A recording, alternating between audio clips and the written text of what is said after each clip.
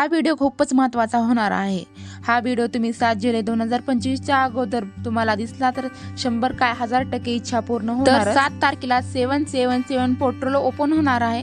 777 portal म्हणजे काय, 7 तारखेला 7व्या महिन्याला हे पोर्टल ओपन होणार आहे।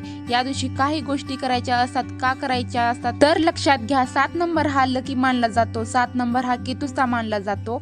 खूप वेळा बघितला आहे 7 नंबर लोकांची काही गोष्टी पटकन खरी होतात, म्हणजे काय त्यांचे शब्द खरे होतात। असं म्हणलं जातं की तो हा प्लॅनेट आहे की त्याला समजणं खूप अवघड मानलं जातं, त्याचा आत्मिक पॉवर खूप असते, म्हणून त्याला 7 तारखेला 77 हा डबल नंबर आलेले आहेत।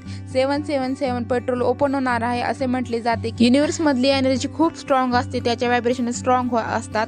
खूप जण देवाला मानतात, युनिव्हर्सला मानतात, या लोकांना खूप साऱ्या गोष्टी पॉझिटिव्ह फील होतात, पॉझिटिव्ह गोष्टी खूप घडतात। तुम्ही समजून घेणं खूप गरजेचं असतं। युनिव्हर्स मध्ये जे प्लॅनेट ज्या पोझिशन मध्ये असतं ना ते एकदम सरळ स्ट्रॉंग असते, त्याची एनर्जी पॉवर ही खूप स्ट्रॉंग असते, त्यामुळे आपल्याला व्हायब्रेशन खूप पॉझिटिव्ह असते पाहिजेत, तर आपण युनिव्हर्सची कनेक्ट होतो।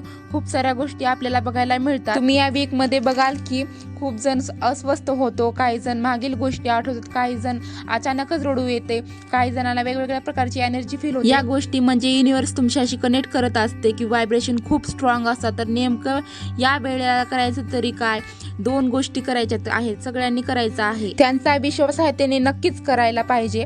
आपल्याला त्या दिवशी 7 तारखेला 7 जुलैला दिवसभर कधीही वेळ मिळाला तर एक छान असं लहान पांढरा कपडा घ्यायचा आहे, तो खाली आथरून घ्या आणि त्याच्यावरती शांत बसा। एक वही आणि पेन घ्या आणि त्या वहीचं पान घ्या आणि देवाला थँक्यू म्हणा, तू जे काय दिलं त्याचं खूप खूप आभार। माझी इच्छा आहे की येणाऱ्या आयुष्यात सुद्धा खूप चांगली गोष्टी मिळतील आणि तू माझ्या सोबत सदैव असणार आहेस। त्यावेळेला काय करायचं आहे, आपल्याला 7 इच्छा त्या वहीत लिहायच्या आहेत। तर ते इच्छा कशा लिहायच्या आहेत, जसं माझ्याकडे खूप पैसा आहे, म्हणजे जे तुम्हाला पाहिजे आहे ना ते लिहू शकतात।